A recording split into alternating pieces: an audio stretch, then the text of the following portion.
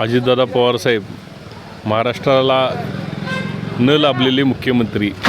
वाघवडेसारख्या छोट्याशा गावामध्ये विविध या ठिकाणी समाज उपयोगी कार्यक्रमाचं आयोजन आज त्या गावचे सरपंच संतोअण्णा पाटील यांच्या नियोजनानं या ठिकाणी पार पडलेलं आहे. दादांना मी आमच्यातनं निघून गेले, पण अजून पोकळी ती निर्माण झालेली आहे आणि अजून वाटतसुद्धा नाही की दादा आमच्यातनं या ठिकाणी गेले.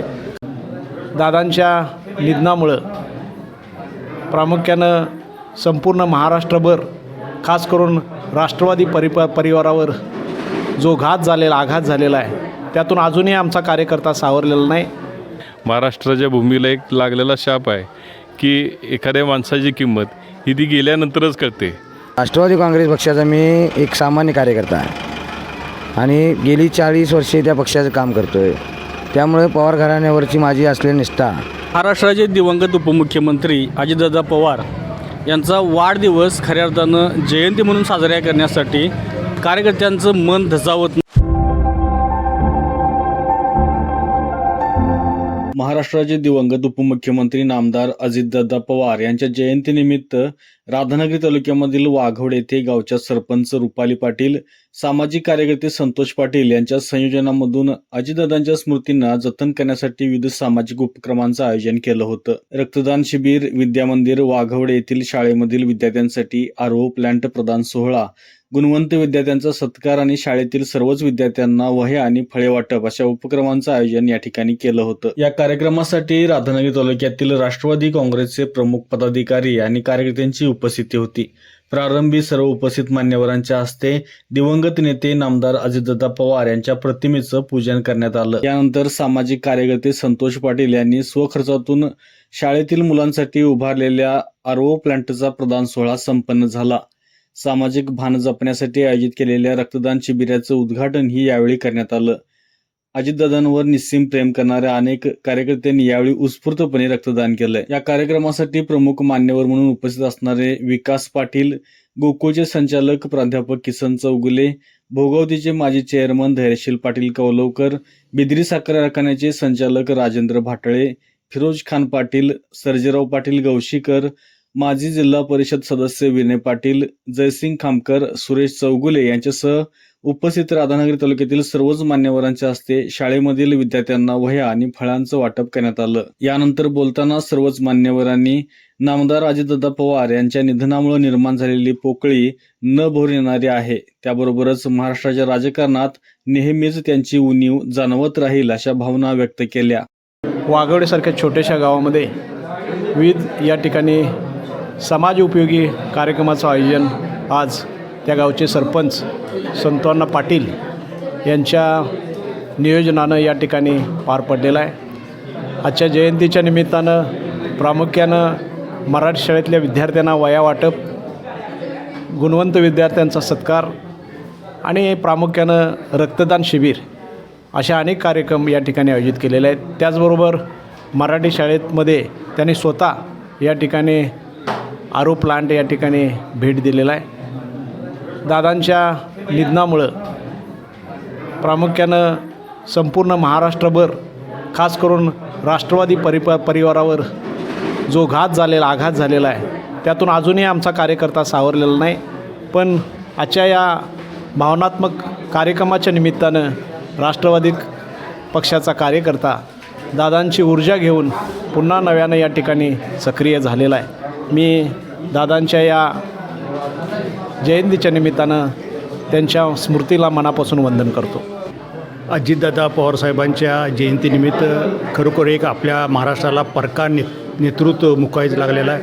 वास्तविकपणे दादांचं बघितलं तर प्रशासन अत्यंत प्रकट आणि अत्यंत चांगल्या प्रकारचं नियोजन असायचं, ज्याच्यामध्ये कामाची गुणवत्ता होती, शिस्त होती आणि खऱ्या अर्थानं भागाचा, महाराष्ट्राचा विकास करण्याची क्षमता होती. ही दादा आपल्यातनं या ठिकाणी निघून गेले.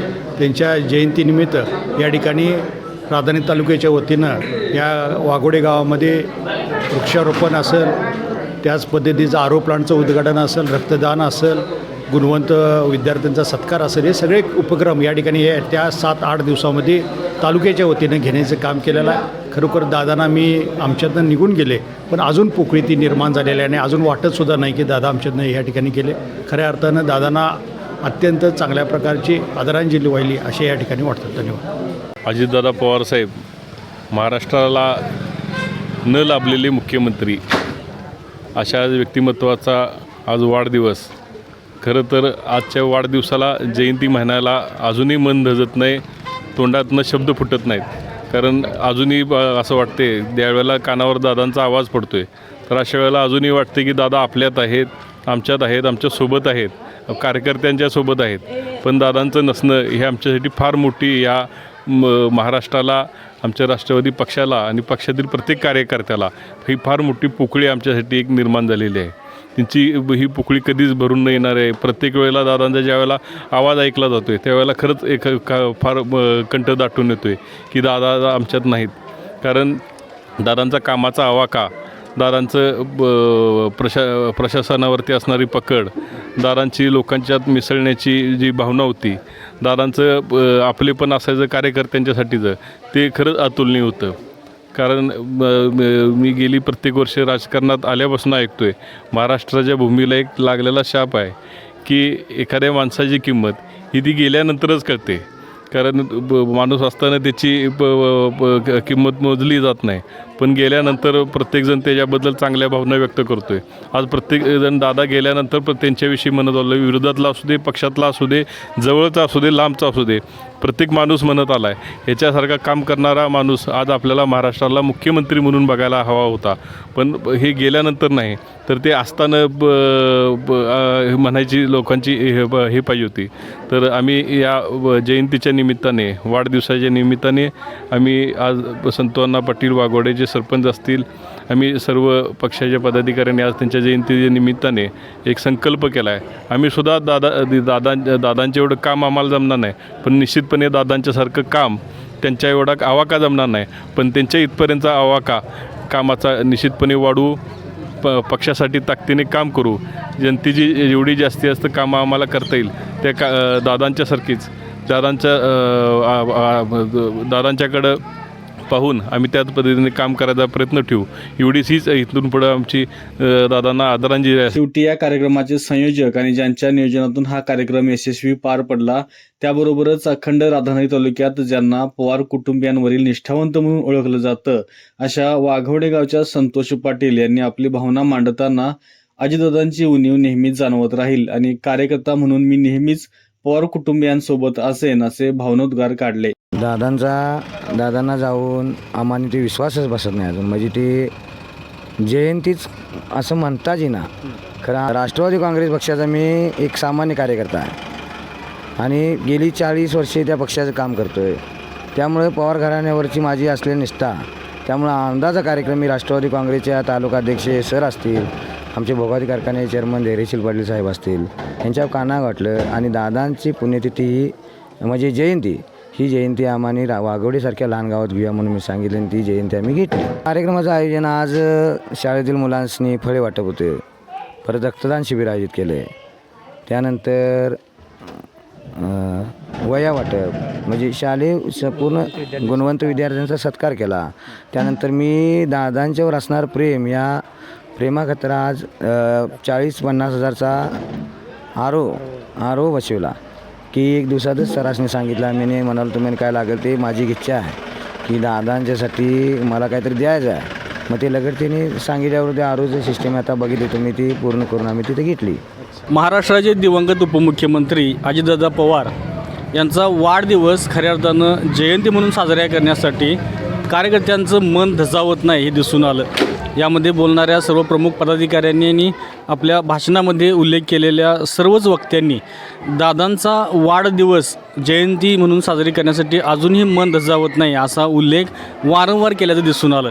त्यामुळं असं समजतं आहे की दादांनी जो एक आपला मित्रपरिवार, आपल्या चाहत्यांचा, समर्थकांचा आणि कार्यकर्त्यांचा जो मोठा मित्रपरिवार या स्थापन केला होता राज्यभरामध्ये, त्यामधील सर्वच कार्यकर्ते अजूनही पोरके असल्याची भावना बोलून दाखवत आहेत.